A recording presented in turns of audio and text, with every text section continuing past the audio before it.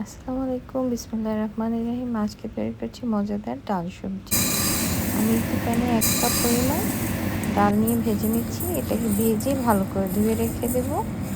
এরপর একটি প্যানে পেঁয়াজ কুচি, মরিচ কুচি, আদা বাটা, রসুন বাটা, লবণ, পানি দিয়ে আমি এটাকে ভালো করে ভুনে নেব। এরপর দিয়ে দিচ্ছি হলুদ গুঁড়ো, মরিচ গুঁড়ো। এরপরে ডালটাকে মশলার সাথে দিয়ে ভালো করে ভেজে নেব, যাতে মশলা আর ডাল একসাথে হয়ে যায়। যখন ভালো করে ভাজা হয়ে যাবে তখন আমি দিয়ে দিচ্ছি গরম ফুটন্ত পানি। পানি দিয়ে ডালটাকে সেদ্ধ করব। সিদ্ধ হওয়ার পরে আমি দিয়ে দিচ্ছি কেটে রাখা লাউ।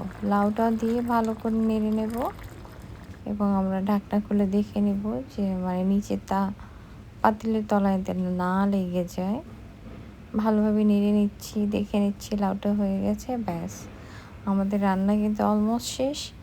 এখন আপনি লবণটা দেখে নেবেন, যার যে পরিমাণ লাগলে দিয়ে নেবেন। এরপর দিয়ে দিচ্ছি কাঁচামরিচ ৪-৫টি ফালি করে রাখা। আমার রান্না আপনাদের ভালো লাগলে অবশ্যই সাবস্ক্রাইব করবেন। এবার দিয়ে দিচ্ছি তড়কা। একটি প্যানে তেল, শুকনো লঙ্কা আর জিরার ফোড়ন দেব। এটাকে একটু ভেজে আমরা ডালের সাথে মিক্স করে নেব। সবাই লাইক কমেন্টস করে আমার পাশে থাকবেন এবং আমার রান্না আপনাদের ভালো লাগলে অবশ্যই সাবস্ক্রাইব করবেন, নোটিফিকেশন অন করে রাখবেন। আমার রান্না দেখার জন্য আপনাদেরকে অসংখ্য ধন্যবাদ।